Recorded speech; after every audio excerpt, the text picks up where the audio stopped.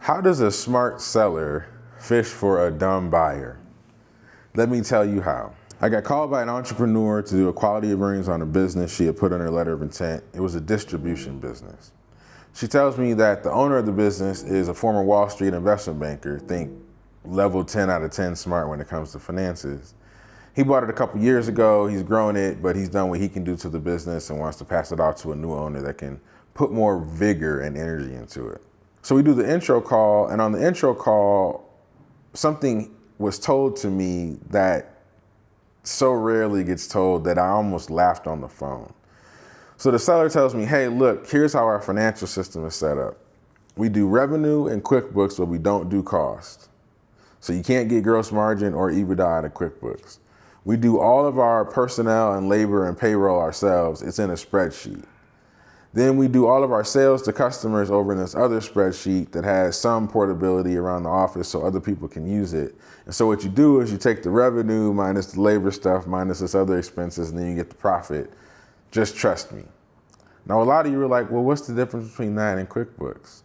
Well, here's where an experienced advisor gets under the hood and knows there's bull swank here. So first off, QuickBooks makes it incredibly easy to send your bank statements to QuickBooks every month.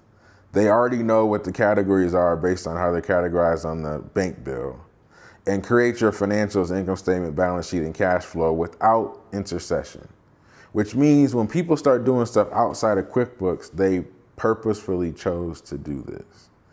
And now QuickBooks has double entry accounting rigor, and it has auditability, meaning every single transaction in that system, I can tell when it was done. So even if you want to make an adjustment to make profit look better in 2024 today, you have to do a transaction today that has a timestamp that I can see as a quality of earnings provider. So after the call with the seller, I called my client and I said, client, 99% chance they're lying. Well, how do you know that? He just said he had a messed up financial system. Here's the thing. Had this been somebody who was selling trucks in middle America, no Wall Street experience, I may have given them the benefit of the doubt. But when you have a Wall Street banker who knows exactly how easy QuickBooks is, who knows exactly how much information a buyer is going to want, and they purposefully have set up a financial stack that is ultimately confusing and not auditable, that's on purpose. So I told her there was no way to do this QOE because I couldn't, even if I delivered a number, I wouldn't believe it. The unfortunate reality about a lot of my competitors is that they would have taken the deal and caveated all the work with, well, we ingested the information that came from the seller and relied on it and believed it was true.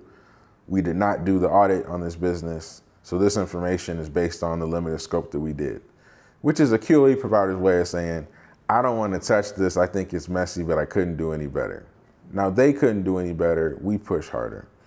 So as I explained to my client how messy the financials were for somebody as sophisticated as this, we got a call about a month later where the seller was saying, hey, look, I'll put all the financials into QuickBooks. Can you guys do your work then?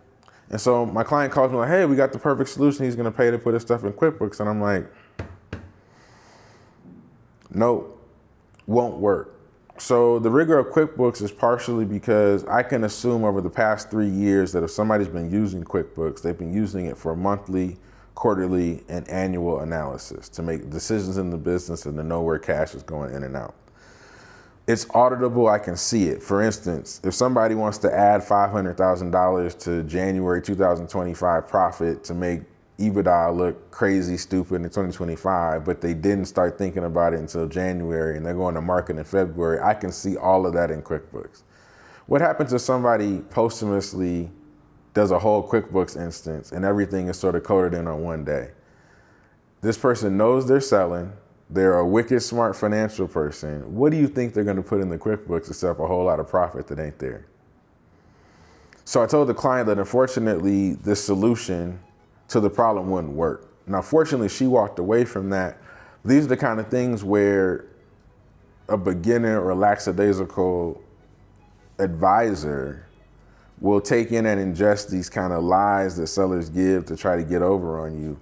And if you're not very sort of vigorous and diligent about pushing on these things when it's not convenient, you won't get to the bottom of the truth. Take heed of any super smart financial people that have reckless financial systems. It's probably a play they're trying to run.